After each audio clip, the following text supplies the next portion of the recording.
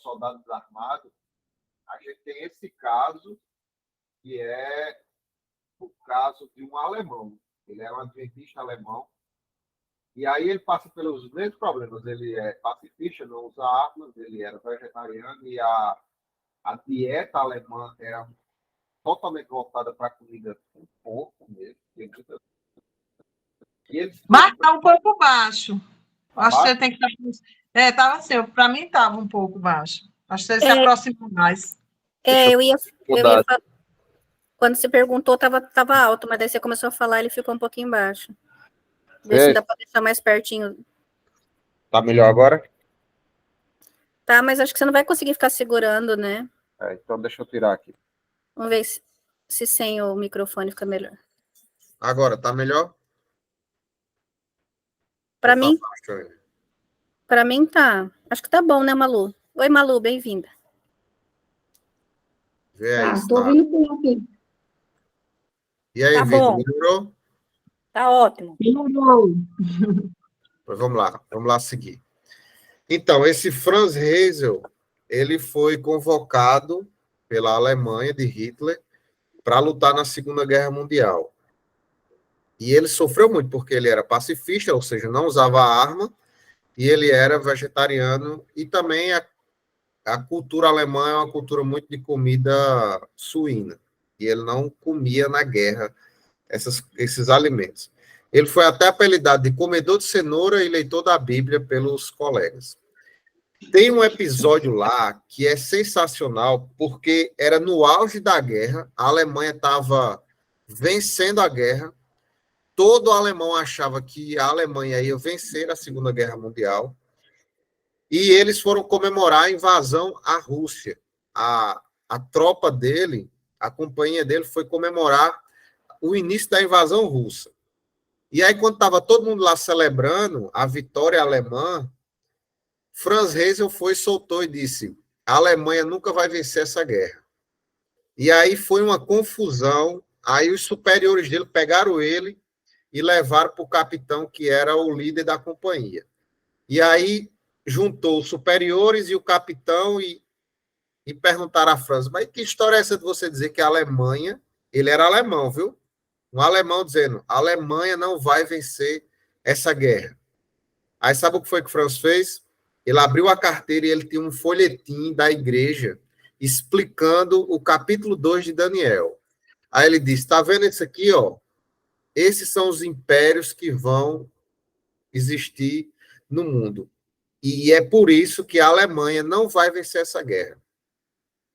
Claro que os superiores dele ficaram revoltados com esse fato, mas ele foi lá explicou. Inclusive, um dos superiores deles era professor de história. E tudo que o Franz falava historicamente, o professor de história confirmava. Então, assim, o que Franz explicava do capítulo 2 de Daniel, historicamente, era correto.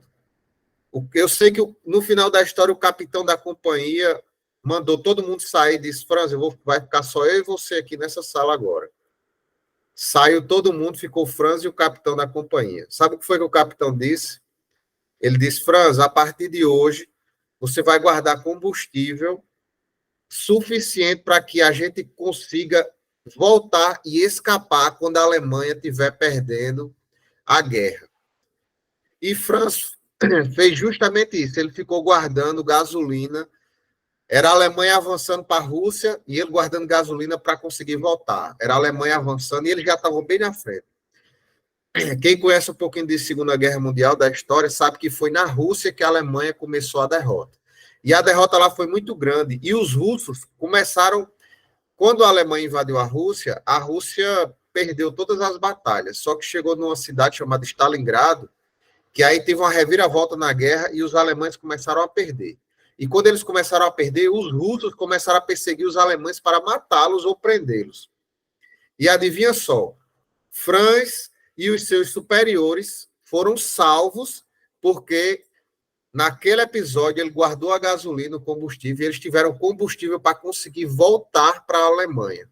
E só eles, nesse carro, conseguiram escapar.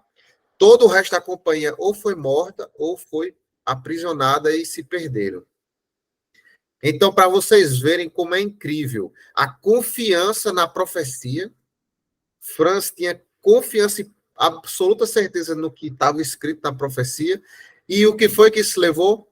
Salvou a vida dele e dos superiores, principalmente do capitão, que acreditou, mesmo sem ser cristão, ele acreditou no que estava escrito ali e tiveram oportunidade, mais uma oportunidade, e se salvaram.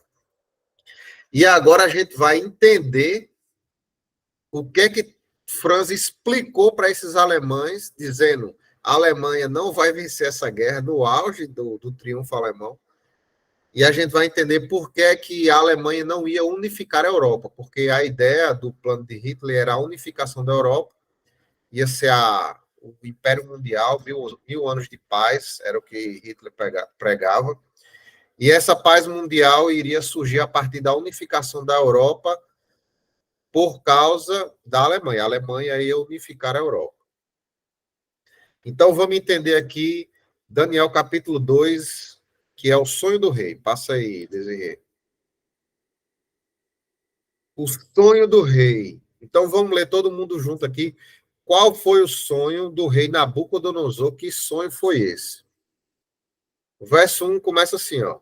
No segundo ano do reinado de Nabucodonosor, teve este um sonho.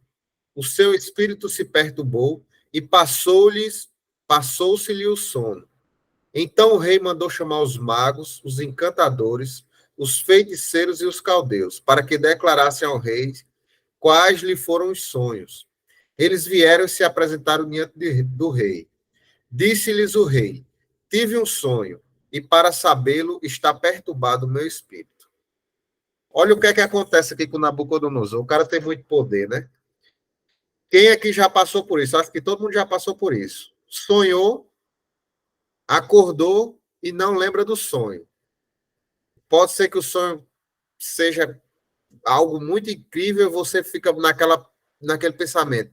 Eu sonhei alguma coisa muito importante, mas no final você não consegue lembrar do que sonhou. Eu já passei por isso inúmeras vezes. Incontáveis vezes eu passei por isso. Mas Nabucodonosor, como era muito poderoso, ele não ficou só na curiosidade. Ele queria que o sonho fosse revelado para ele. Então ele chama, era por isso que ele formava e pagava esses magos encantadores, era para resolver os problemas e os mistérios. Então ele chama essa turma para resolver os mistérios e ele diz: eu quero saber o que eu sonhei e eu quero que seja interpretado aquilo que eu sonhei. Aí a dificuldade, porque os magos, eram acostumados a enganar, eram acostumados a enganar dizendo que o sonho é tal coisa, como a gente vê hoje em dia, né? Tem muito interpretador de sonhos. Se você sonhar com isso, é aquilo. Se você sonhar com, sei lá, com cobra, é alguma coisa. Se sonhar com tal coisa. Então, existem muitos interpretadores de sonhos, mas hoje, nem naquele tempo, existia aquele que conseguia revelar um sonho de uma pessoa que esqueceu. Vamos passar aí, o próximo slide. A história continua. Os caldeus disseram ao rei em aramaico: ó rei, vive eternamente. Dize o sonho a teus servos e daremos a interpretação. Respondeu o rei e disse aos caldeus: uma coisa é certa, se não me fizerdes saber o sonho e a sua interpretação, sereis despedaçados e as vossas casas serão feitas monturo. Mas se me declarardes o sonho e a sua interpretação, receberei de mim dádivas, prêmios e grandes honras. Portanto, declarai-me o sonho e a sua interpretação. O rei queria algo inédito, queria a interpretação de um sonho que só ele sonhou e que ele não lembrava. Pode passar outro. Vamos continuar. Responderam os caldeus na presença do rei e disseram: não há mortal sobre a terra que possa revelar o que o rei exige, pois jamais houve rei, por grande e poderoso que tivesse sido, que exigisse semelhante coisa de algum mago encantador ou caldeu. A coisa que o rei exige é difícil, e ninguém há que possa revelar diante do rei, senão os deuses, e estes não moram com os homens. Então o rei muito se irou e enfureceu, e ordenou que matassem a todos os sábios da Babilônia. Saiu o decreto segundo o qual deviam ser mortos os sábios e buscaram Daniel e aos seus companheiros para que fossem mortos. A vida de Daniel lá na Babilônia não era fácil, não. A gente viu lá no capítulo 1 que já teve essas dificuldades em relação à imposição da cultura, da alimentação e de tudo que a gente viu no capítulo 1. No capítulo 2, o rei, esse rei meio maluco, tem um sonho, quer que os outros revelem o sonho que ele teve. Mas aí o que acontece? Nabucodonosor, ele paga essa turma, que são os caldeus, os magos, os astrólogos, justamente para revelar os mistérios. Aí ele tem um mistério que ele quer ser revelado e os caras não servem para nada. Como o cara é muito poderoso, ele pensa, ora, se eu estou com essa turma todinha e eles não me servem para nada, o que é que eu vou fazer? Um decreto para matar todo mundo. Mas entre essa turma estava Daniel e seus amigos, que não tinham absolutamente nada a ver. Eles tinham começado agora no trabalho, ou seja, já vão pagar a conta pelos outros, mesmo tendo começado agora. Foi isso que aconteceu com Daniel e seus amigos. Pode passar o slide. E a história continua assim, ó. Então Daniel falou, avisado e prudentemente, Arioque, chefe da guarda do rei, que tinha saído para matar os sábios da Babilônia. E disse a Arioque, encarregado do rei, por que é tão severo o mandado do rei? Então Arioque explicou o caso a Daniel. Foi Daniel ter com o rei e lhe pediu designasse o tempo, e ele revelaria ao rei a interpretação. Meus irmãos, só uma pausa nesse verso aqui. Olha como a coragem de Daniel. Eu acho muito parecido com a coragem desse Franz. O rei manda matar todo mundo. E Daniel tem tanta confiança em Deus que ele disse, me dê um tempo que o sonho vai ser revelado. E Daniel nem sabia de certeza se o sonho seria revelado ou não, né? Mas ele tem a coragem e a confiança em Deus de chegar até o rei e dizer, me dê um tempo que o que o senhor está pedindo vai ser cumprido.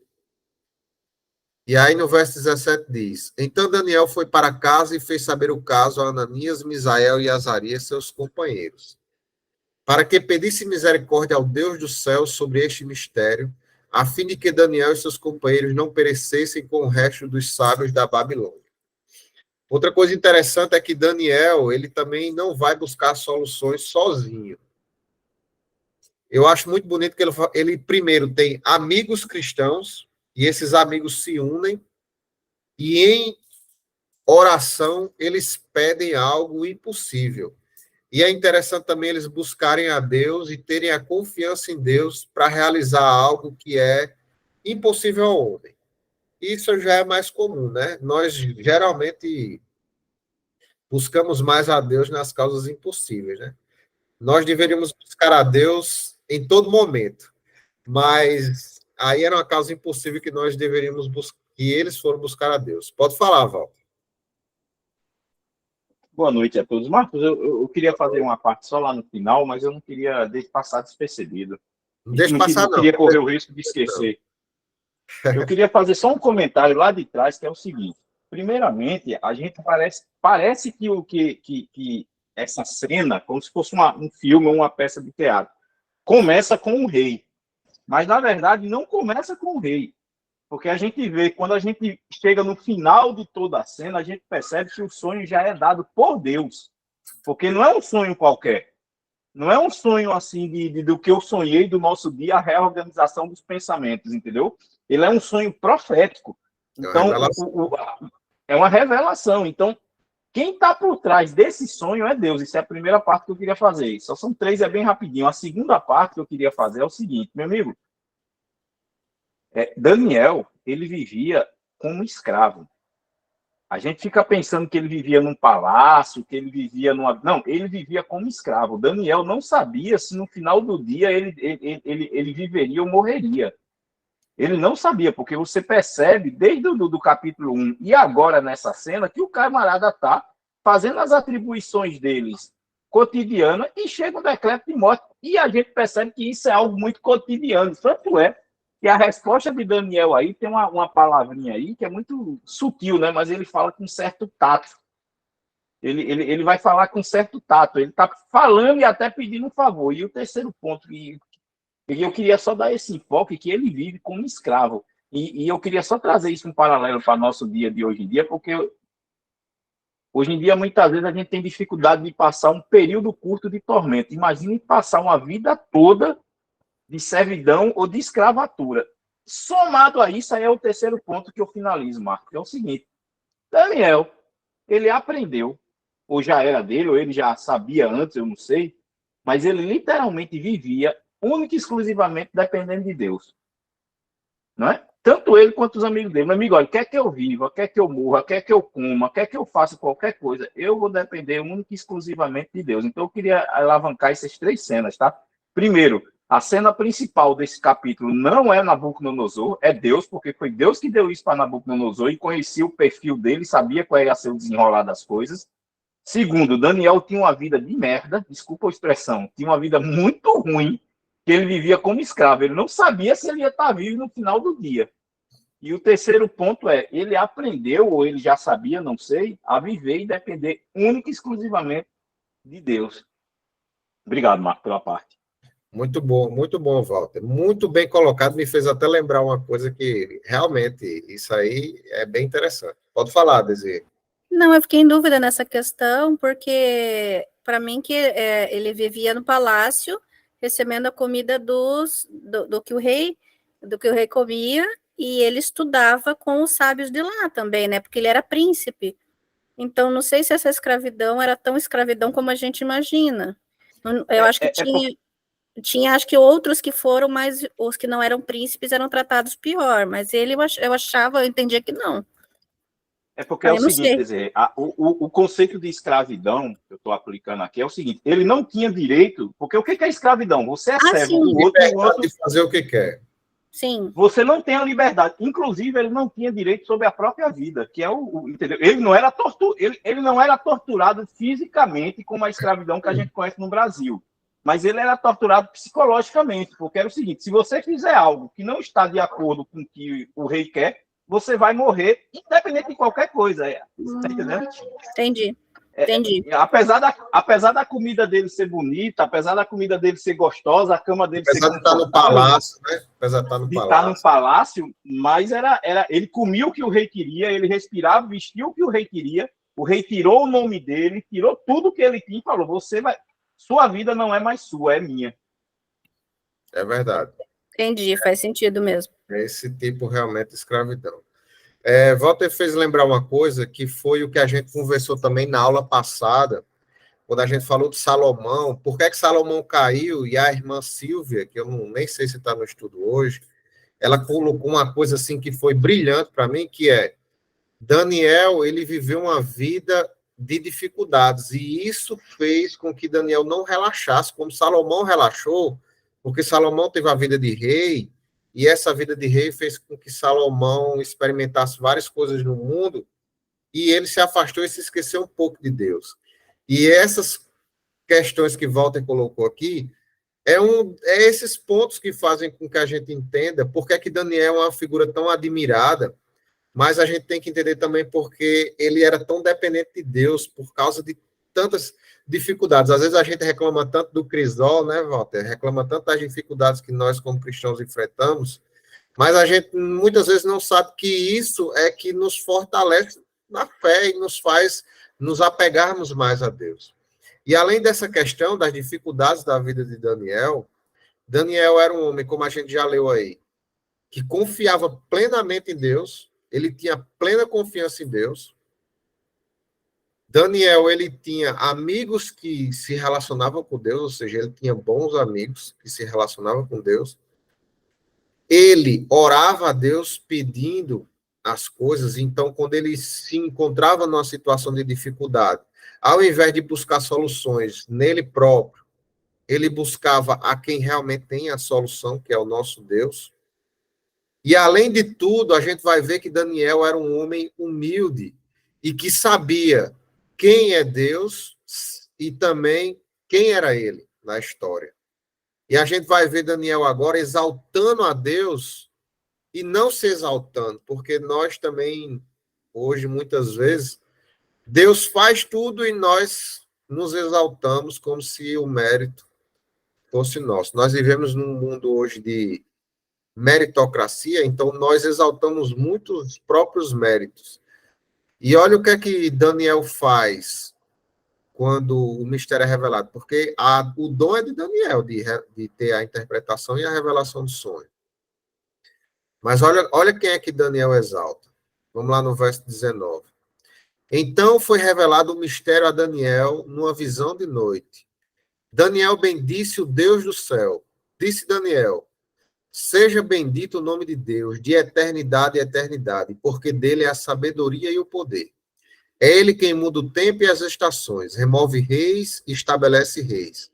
Ele dá sabedoria aos sábios e entendimento aos inteligentes. Daniel também está falando justamente aquilo que a gente comentou semana passada, que é Deus que dá sabedoria, entendimento, inteligência.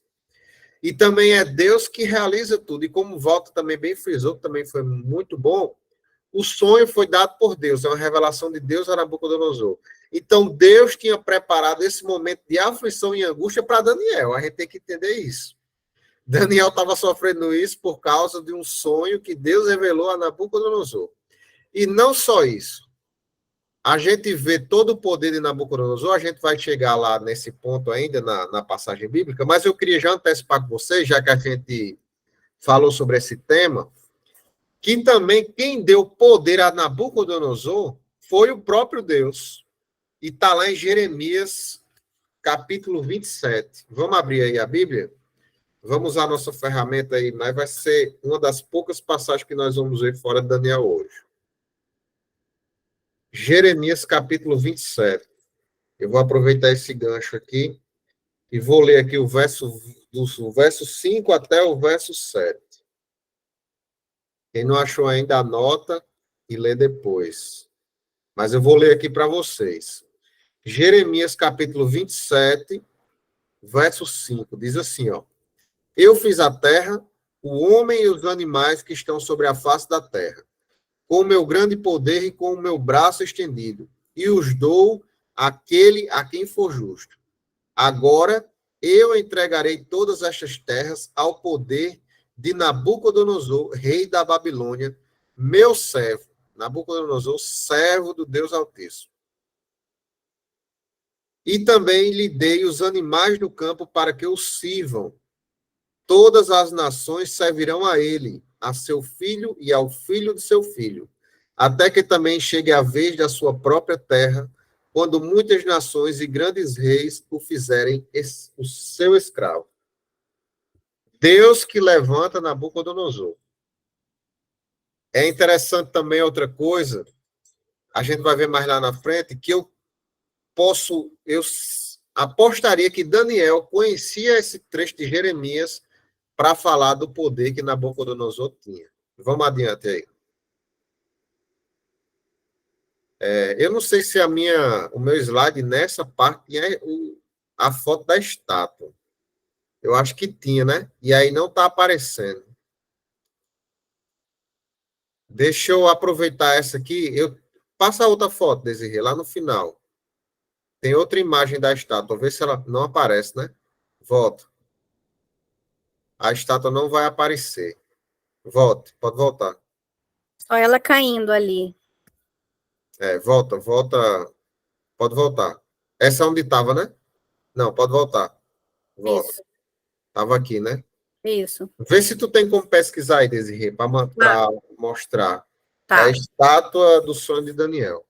Enquanto tu pesquisa, tu pode falar, Walter. Marco, eu só queria dar uma ênfase, porque o livro de Daniel, ele tem que ser, essa parte do livro, os 6 primeiros capítulos, que ele é muito histórico, apesar de ter essa parte do sonho, tem muita correlação e muita, como é que eu posso dizer, e muita informação para os nossos nosso dia a dia. Uma delas é dessa passagem que você acabou de ler, que é o seguinte: não existe, pessoal, para o nosso cotidiano, não existe um governo na face da Terra que Deus não permita que eu assuma. E...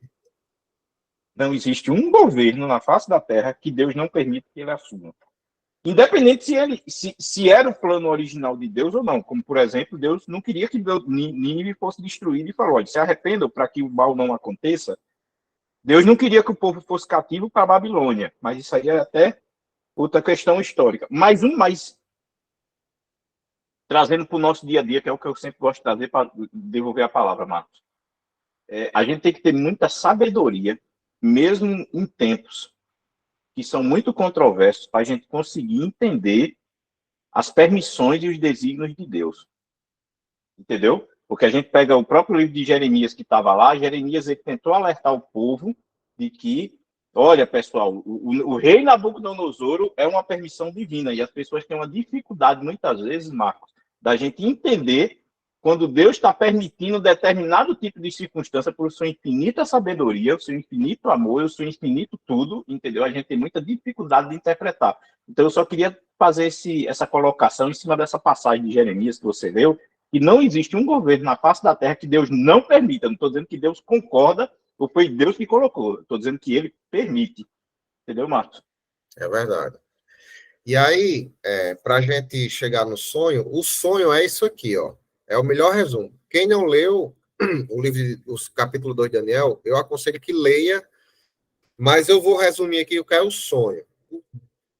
Daniel revela para o rei que ele sonha com uma estátua, e essa estátua ela é dividida com esses minérios.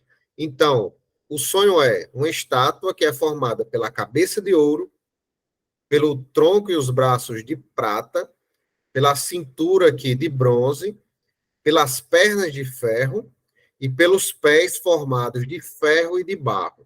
Esse sonho, com essas divisões, é muito importante para a gente entender a profecia. E para entender... Seja light, né? Esse dia eu ouvi também uma pessoa com essa expressão, uma igreja light. Uma igreja que você se Oi, Maria de Lourdes, se ele quer falar alguma coisa? Não, estou tentando entrar e não estou conseguindo direito.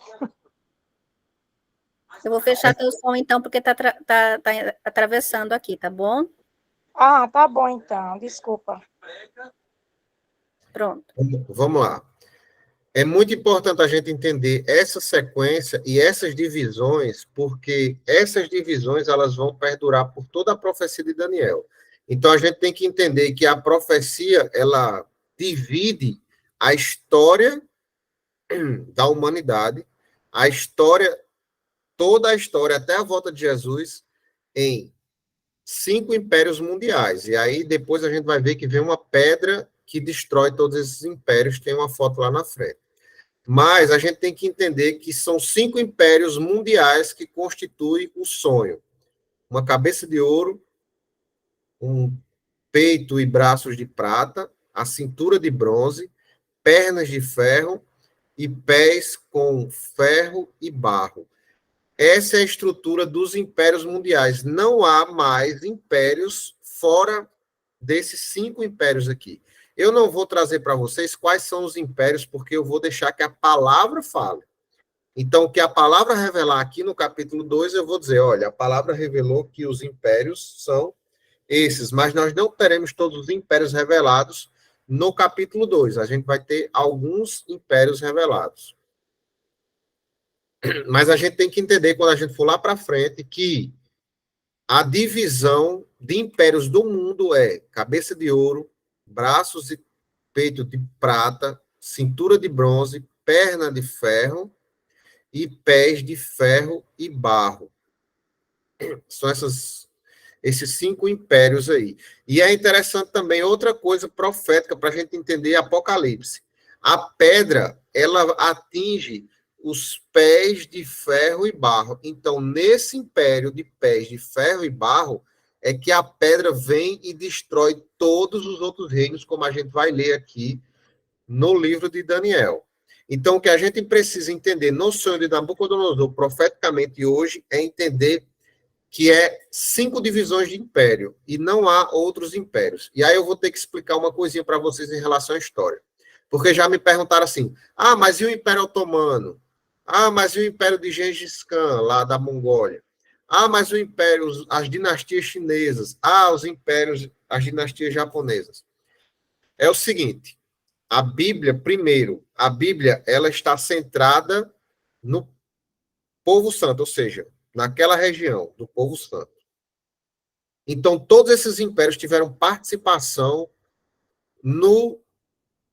em Israel, ali, naquela região ali de Canaã. E outra coisa, a história, apesar de ter alguns impérios, vamos lá, o Império Azteca, Maia, Inca, que teve aqui na América, esses impérios, eles não foram mundiais, apesar de serem grandes. O Império Otomano foi grande, mas ele não foi um império mundial, porque existia outro império tão poderoso quanto na época dele. Mas aqui, nesses impérios que estão aqui retratados, eles são considerados historicamente como impérios mundiais. Por quê? Porque o mundo conhecido na época era dominado por esses impérios aí. Vamos revelar o primeiro império, porque eu vou explicar melhor essa questão para vocês. O próprio livro de Daniel, ele revela quem é esse primeiro império, que é a cabeça de ouro. Olha o que é que diz lá no verso 32. A cabeça daquela estátua era de ouro fino. Primeiro ele fala que a cabeça era de ouro, para dizer os elementos. E lá no verso 37 e 38, ele explica quem é esse império. 37 diz assim, Tu, ó rei, Rei de reis, a quem o Deus do céu conferiu o reino, o poder, a força e a glória. Lembra que eu falei que Daniel conhecia Jeremias? E Daniel diz, Deus que concedeu o reino, o poder, a força e a glória para Nabucodonosor. Se eu fosse apostar, eu apostaria que Daniel conhecia o livro de Jeremias. Como a gente falou no capítulo 1 também, Daniel tinha o conhecimento da palavra de Deus e ele conhecia as escrituras. Lá no verso 38, a cujas mãos foram entregues os filhos dos homens, onde quer que eles habitem, e os animais do campo e as aves do céu. É muito parecido com o que está lá no capítulo 27. Para que dominasse sobre todos eles. Tu és a cabeça de ouro. Quando ele fala tu, Nabucodonosor, mas Nabucodonosor ele é o representante do Império Babilônico. Então, Babilônia, a cabeça de ouro representa o Império Babilônico. Isso a gente pode cravar, porque a palavra de Deus está dizendo que a cabeça de ouro, o livro de Daniel, capítulo 2, está dizendo que a cabeça de ouro é Babilônia. Então, esses 5 reinos que têm essa sucessão, inicia-se naquele momento do Império de Nabucodonosor, que é Babilônia. O primeiro império é Babilônia, e a partir de Babilônia você vai ver quais são os outros impérios que vão dando sequência. E o que eu falo em relação ao império? Daniel, o império da Babilônia, ele não dominou a China, o Japão, nem a América, porque ele não tinha esse alcance. Mas o mundo conhecido e o mundo que era declarado como a parte do mundo que era declarado como o mundo todo, como hoje o Ocidente ele é muito declarado dessa forma, era quem dominava sobre o mundo. Então, o Império Babilônico ele atingiu muitas regiões e foi o grande dominador daquele tempo. Então, historicamente, é considerado o Império Mundial. Pode passar, Desejo. E aí, olha o que é que diz no restante. O rei Nabucodonosor representava o Império Babilônico, e o Império Babilônico é a cabeça de ouro. E aí ele diz, depois de ti se levantará outro reino, inferior ao teu, e um terceiro reino de bronze, o qual terá domínio sobre toda a terra. O quarto reino será forte como o ferro, pois o ferro a tudo quebra, e esmiuça como o ferro quebra todas as coisas. Assim ele fará em pedaços e esmiuçará. Quanto ao que viste dos pés e dos artelhos, em parte de barro de oleiro e em parte de ferro, será esse reino um reino dividido. Contudo, haverá nele alguma coisa da firmeza do ferro, pois que viste o ferro misturado com barro de lodo. Como os artelhos dos pés eram em parte de ferro e em parte de barro. Assim, por uma parte o reino será forte, por outra será frágil. Quanto ao que visto do ferro misturado com barro de lodo, misturar-se-ão mediante casamento, mas não se ligarão um ao outro, assim como o ferro não se mistura com o barro. Quando deu minha pane aqui no computador, eu estava aberto aqui, deixa eu abrir para pegar para vocês.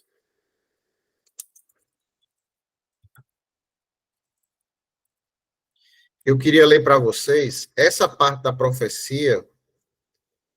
Eu vou ler numa fonte não religiosa, uma fonte secular.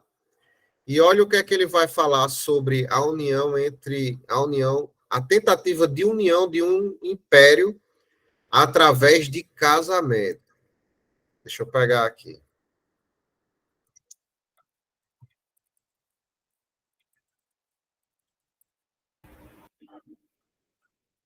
Acho que até você consegue compartilhar, se você, a tela. A tela? É. Deixa eu ver se eu acho aqui.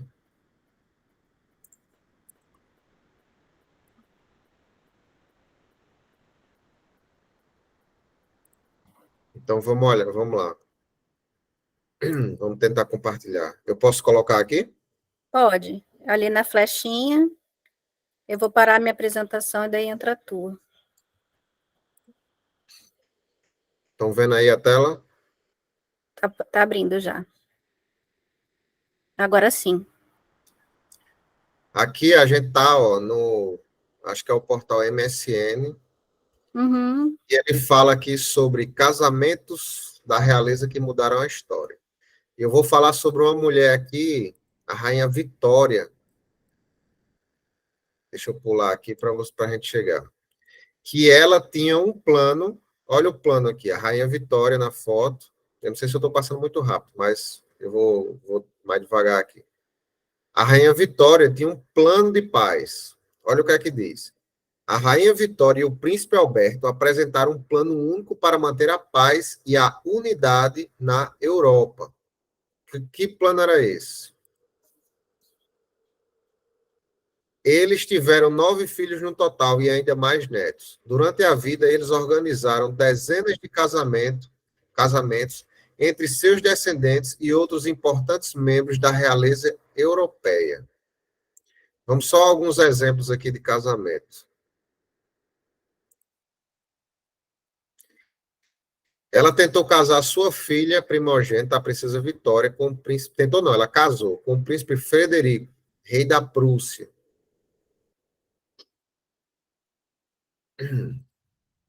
Se eu estiver passando rápido, vocês avisam.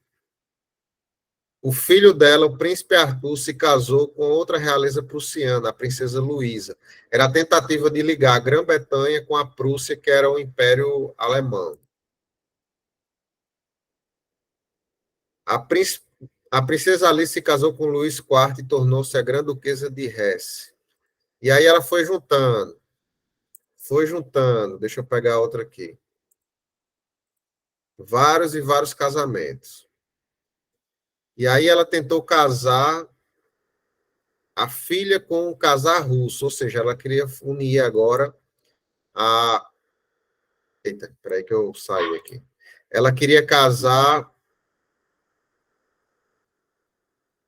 unir agora a Grã-Bretanha, a Prússia e a Rússia para fazer uma União Europeia através do casamento. Só que ela nunca conseguiu realizar essa união. Lá na frente ele vai dizer. Deixa eu ver se aparece aqui.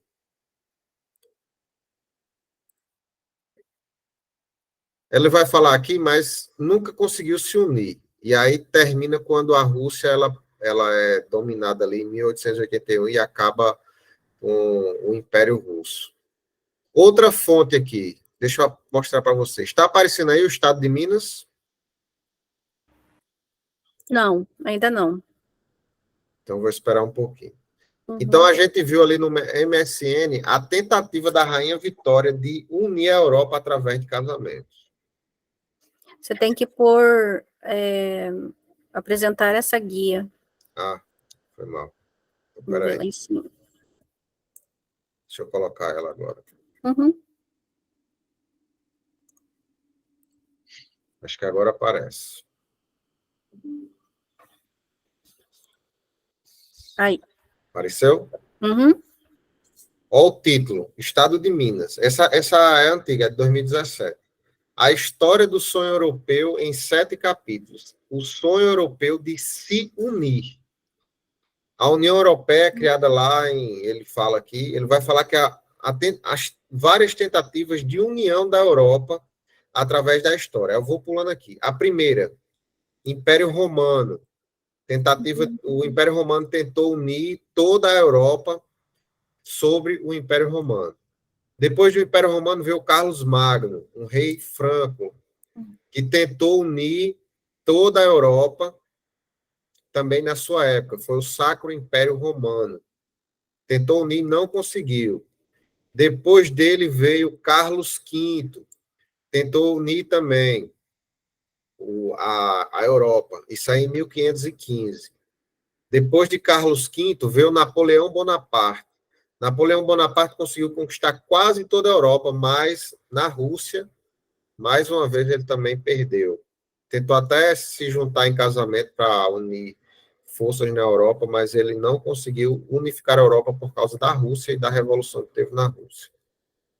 Depois aqui fala de Victor Hugo, que tentou unir em 1840.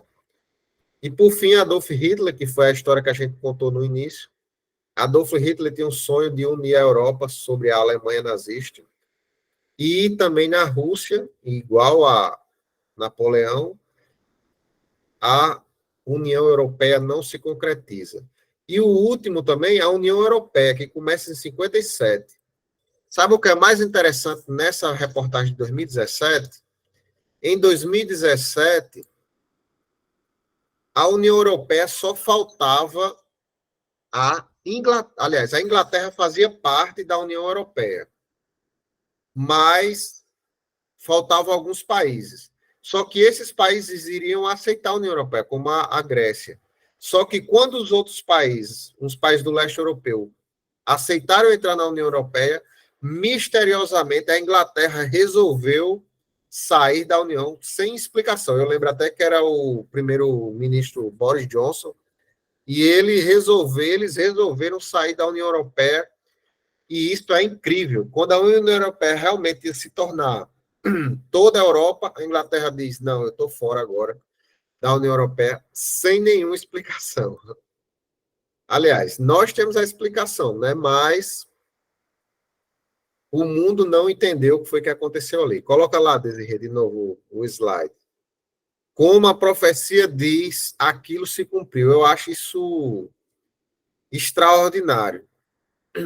Daniel viveu 600, 500 e poucos anos antes de Cristo. E essas tentativas de união por casamento, essas tentativas de unificação, lá naquele império, que também era um império que era um império religioso e civil, que também a fraqueza do império religioso porque não tinha poder, e o poder do império civil, que faz essa questão de barro e ferro.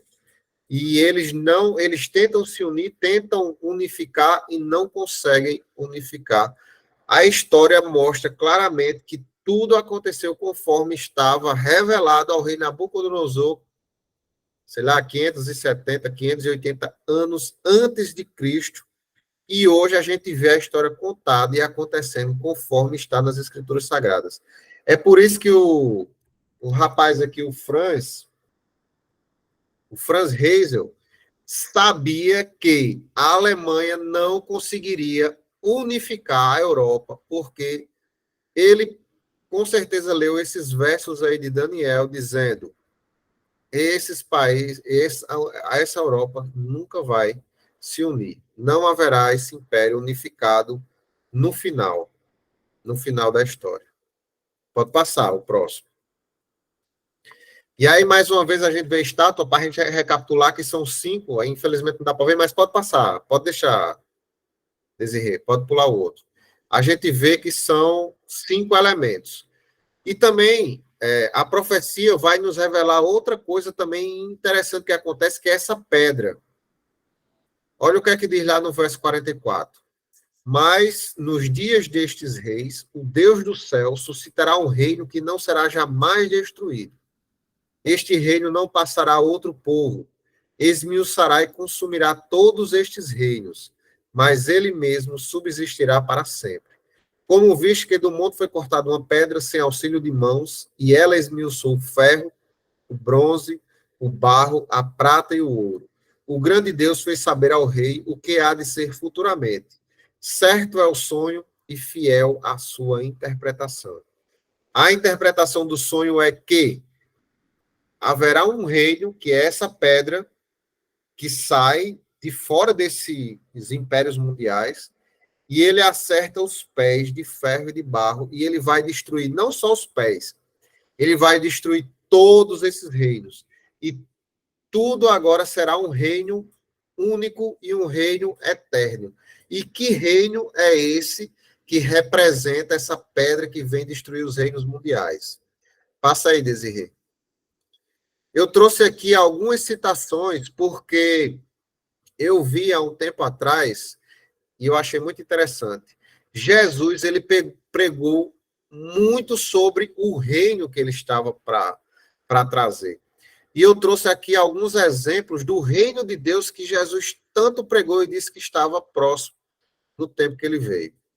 Lá em Lucas 21, diz assim, ó, ainda lhes propôs uma parábola, dizendo, isso é Jesus falando, vede a figueira e todas as árvores, quando começam a brotar, vendo, sabeis por vós mesmos que o verão está próximo. Assim também, quando virdes acontecerem estas coisas, sabei que está próximo o reino de Deus. As coisas que nós estamos vivendo hoje, estamos vendo, se nós conhecemos a profecia assim como foi revelada a nós sabemos que o reino de Deus está próximo. Essa pedra está próxima a destruir todos os reinos aqui da terra, para que seja constituído o verdadeiro reino de Deus. Lá em Marcos 10 também, Jesus diz, ó, então lhe trouxeram algumas crianças para que as tocasse, mas os discípulos os repreendiam. Jesus, porém, vendo isto, indignou-se e disse-lhes, deixai vir a mim os pequeninos, não os embaraceis, porque dos tais é o reino de Deus. Em verdade vos digo, quem não receber o reino de Deus como uma criança, de maneira nenhuma entrará nele. Mais uma vez aqui Jesus falando sobre o reino que viria e que nós participaremos desse reino ou não. A última passagem aí, são várias passagens sobre o reino de Deus nos evangelhos, mas a última passagem aí, em Marcos capítulo 1, diz assim, ó, depois de João ter sido preso, Jesus foi para a Galiléia pregando o evangelho de Deus. Ele dizia, era o que Jesus estava pregando, o tempo está cumprido e o reino de Deus está próximo. Arrependam-se e creiam no evangelho. Walter lembrou aí de Nínive, de Jonas, e Jesus vem pregar a mesma coisa. Arrependam-se, pois o reino de Deus está próximo. Creiam o evangelho de salvação. Então, essa pedra também é outra que a gente já pode colocar nos impérios aí. É o reino de Deus que vem para destruir esses impérios humanos que só fazem mal à terra e só nos fazem mal, e que vai perseguir o povo de Deus no tempo do fim. Mas nós temos a esperança de que o reino de Deus, o nosso reino, espero que seja o reino de todos nós que estamos aqui participando do estudo, esse reino vem para reconstruir a terra e nós vamos reinar junto com o nosso Deus. É isso que as profecias de Daniel estão declarando, e Franz Reisel sabia que não haveria esse reino de paz alemão e que o próximo reino seria o reino eterno de Deus. Um detalhe para o nosso tempo, essa guerra de Israel, muita gente fala sobre o triunfo de Israel sobre o mundo, como se fosse o novo reino mundial, ou também se fala numa paz mundial, um milênio de paz mundial, algumas igrejas pregam sobre isso. Tem pregação sobre o terceiro templo que vai estabelecer a paz mundial aqui na Terra. Meus irmãos, isso não está na profecia. Isso não está no capítulo 2 de Daniel. E eu posso garantir a vocês, se vocês crerem na profecia, isso é assunto de falso profeta falsos ensinamentos e falsas palavras. Esses são ensinamentos para enganar as nações, para enganar os povos. Então, não creiam nessas profecias. O próximo reino que virá, mundial, o próximo império que virá será o reino de Deus. Para a gente entender o poder mundial que haverá lá em Apocalipse, aí eu sugiro estudar com Mateus o livro de Apocalipse, que ele está fazendo o estudo. Mas vocês vão entender que lá não é um império, mas um poder que vai ter domínio sobre todo mundo. Como a gente viu que Babilônia queria influenciar a sua cultura sobre todo mundo e ter poder sobre todo mundo influenciando, mas não significa que será um império mundial, um império onde uma pessoa só manda, mas sim um poder que influencia, um poder satânico que influencia o mundo.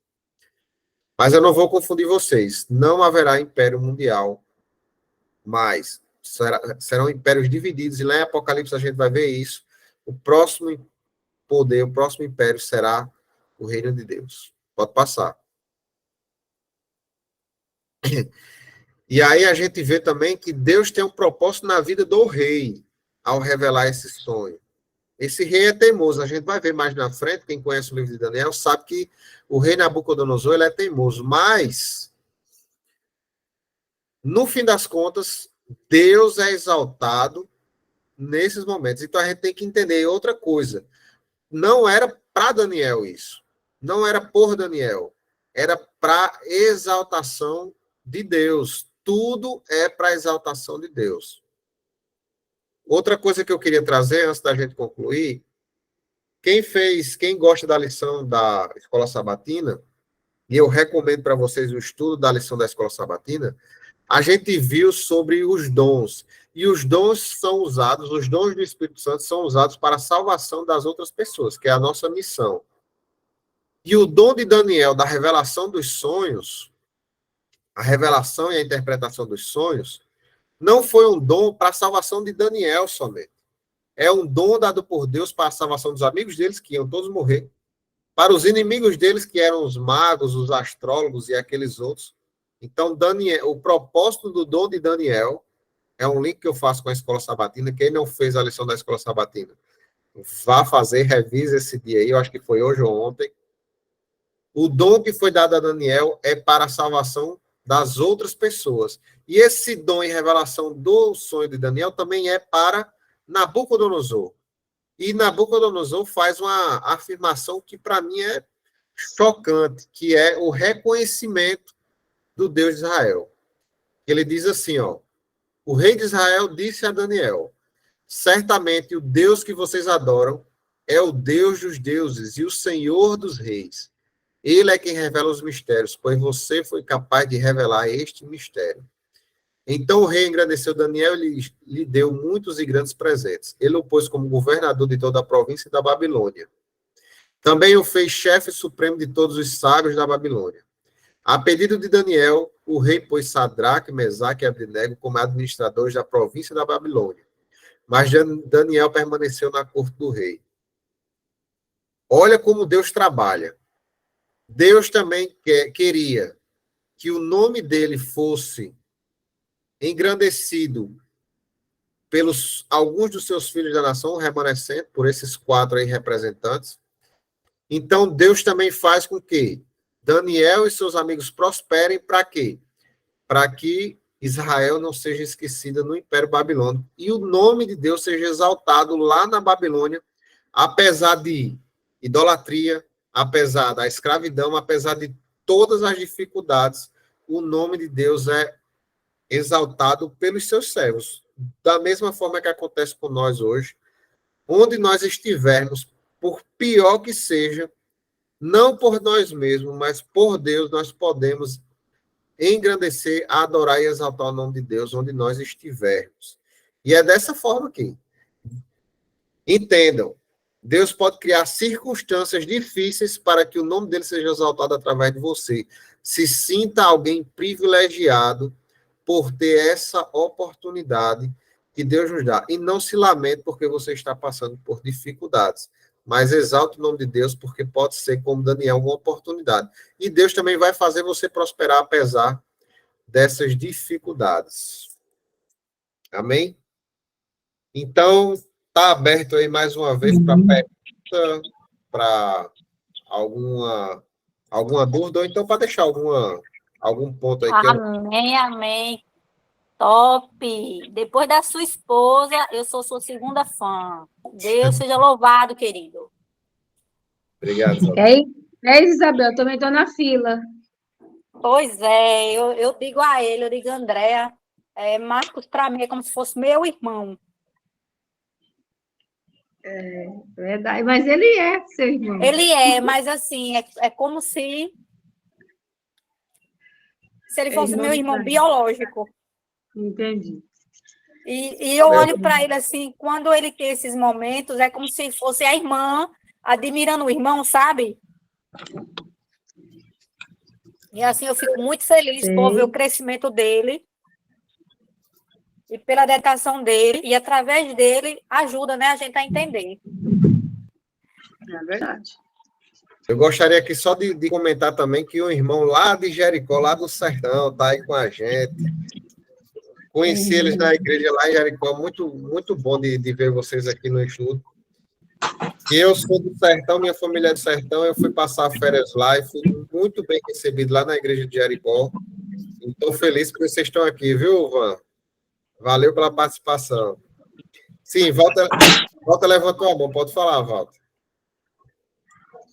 Primeiramente, viu, Marcos? Estendo aí as palavras de Isabel, parabéns aí, parabéns Desirê pelo empenho.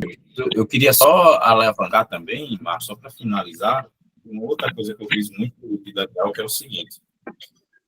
O livro de Daniel, ele passa uma lição, principalmente nesses primeiros capítulos, muito grande e, como é que eu posso dizer?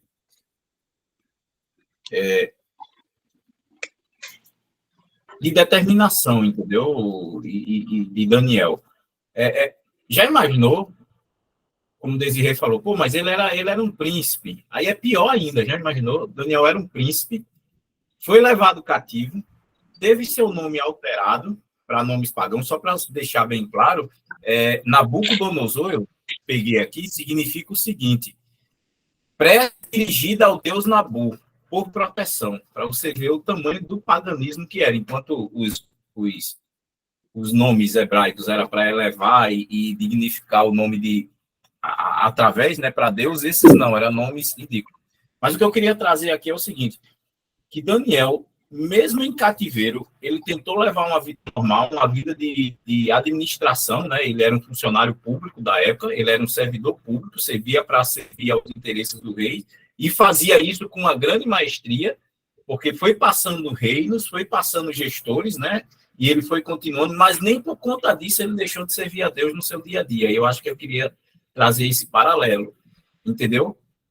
Que eu acho que isso é a grande lição que eu tiro dessa parte de Daniel, né? O camarada, ele era um servidor público, ele tinha suas atribuições cotidianas, ele tinha suas atribuições diárias, mas a todo momento e a toda oportunidade ele tentava servir a Deus. Obviamente, como ele é o autor do livro, ele não vai fazer uma autobiografia de quanto Deus permitiu que ele interagisse com pessoas do dia, como ele interagiu com situações, como ele interagiu demonstrando o amor de Deus para aquele povo que, mesmo em cativeiro, Deus cuidava deles, entendeu?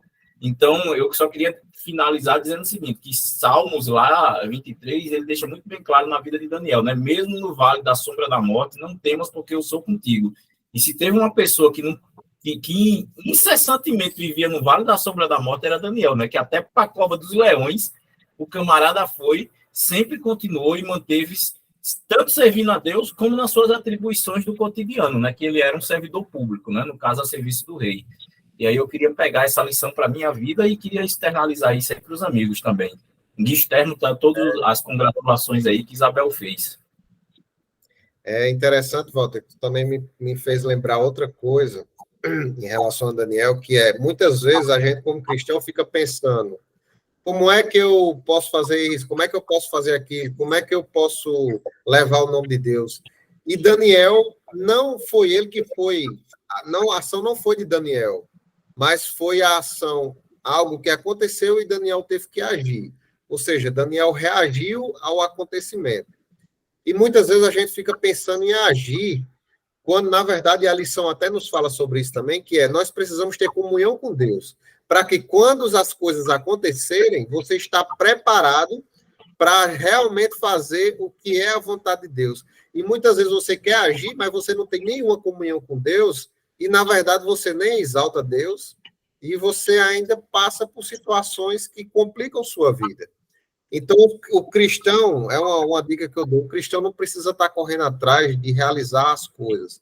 Porque Deus, se você tem comunhão com Deus, Deus vai te usar. E vai chegar o momento certo para te usar. Mas você precisa buscar essa comunhão com Deus diariamente, como Daniel buscava, né? E só para concluir, Marco, assim, dizer o seguinte, que em todo esse episódio, eu comecei dizendo que existia ali 2 conflitos, né? E que era de Elohim, né, que era de Deus, de Daniel, e Marduk, né, que era o deus babilônio. E você percebe que em todo momento, Deus foi exaltado nessa cena. Em todo momento, começou com Deus permitindo esse sonho, dando esse sonho, né, porque a gente percebe que o sonho não é fruto de um de trabalho de Nabucodonosor, né? É um sonho totalmente atípico. O Nabucodonosor teve que se dobrar a reconhecer o Deus de Daniel, entendeu? Através de Daniel, né? É como a gente diz, é o prego que segura o quadro. Ele viu aquela obra maravilhosa, mas o prego ali que estava sendo batido era Daniel, entendeu? Contribuindo aí com o que você falou, entendeu, Marcos? Exatamente, é isso mesmo. Muito bom. Eu queria comentar que, assim, eu acho que foi um estudo, foi muito usado pelo Espírito Santo, sabe, Marco? Quando você colocou as passagens de Jesus sobre o reino, eu me emocionei muito, assim, porque a gente vê, eu já estudei o Apocalipse, acho que estou no terceiro estudo, e a gente sabe, né, que Deus está cuidando da história, mas, assim, eu não sei, me emocionei muito quando a questão da pedra ali, a gente sabe que Jesus já estava no Antigo Testamento, né? No tempo todo passado ele estava atuando, e que ele dizendo, olha, está acontecendo isso, os reinos vão passar, mas vai ter uma coisa muito boa, e eu estou cuidando de tudo, né? É uma coisa muito linda, assim, eu me emocionei bastante. Assim, eu acho que essas passagens aí foi Deus que colocou no teu coração para colocar para a gente. A gente tem que ter essa confiança de Daniel, né? Uma confiança inabalável que, apesar de tudo que está se passando, o reino de Deus está próximo, está às portas para a gente participar desse reino. Essa é a nossa grande alegria, tem que ser a nossa grande esperança de vida, né? E Jesus falou bastante sobre isso, e a gente esquece que Jesus falou muito sobre isso. A gente fala do Evangelho, claro, é o tema principal, e a gente fala sobre tudo, mas o tema do reino, de que Jesus está voltando, é um dos temas principais do Evangelho.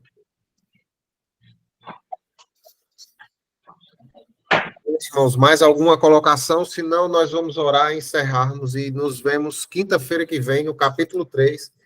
E ele é muito bom também, viu? O capítulo 3 de Daniel me emocionou, e tem uma história de vida aqui. Eu tenho uma história com esse capítulo 3 aqui. Ah, que legal. Já chamando, sem dar spoiler, mas já chamando o povo, animando, né? Que legal. Que bênção. De todos aqui vai ser o capítulo 3. Então, vamos lá. Sem mais nenhum pronunciamento, vamos orar. Oremos. Nosso eterno Deus Pai, nosso Deus, muito obrigado, Senhor, por nos revelar, por nos mostrar na Tua palavra os eventos, os acontecimentos, e também, Senhor, mostrar através da vida de Daniel como o Senhor age, Senhor, na vida do cristão. Como o Senhor é bom, como o Senhor tem planos para nós, como o Senhor cuida de nós nas dificuldades, nas provações, como foi falado no Vale da Sombra da Morte, o Senhor está conosco. Muito obrigado, Senhor. E é bom também, Senhor, colocar no nosso coração essa esperança que o seu reino está próximo, e de que o seu reino vai ser o reino aqui, que vai ser estabelecido aqui na terra. O Senhor vai restaurar tudo, vai transformar essa terra, esse mundo e hoje que está condenado no pecado, mas tudo vai ser purificado e transformado, e nós viveremos aqui em paz, alegria, na tua presença, Senhor. É muito bom sabermos disso. E que o Senhor nos prepare.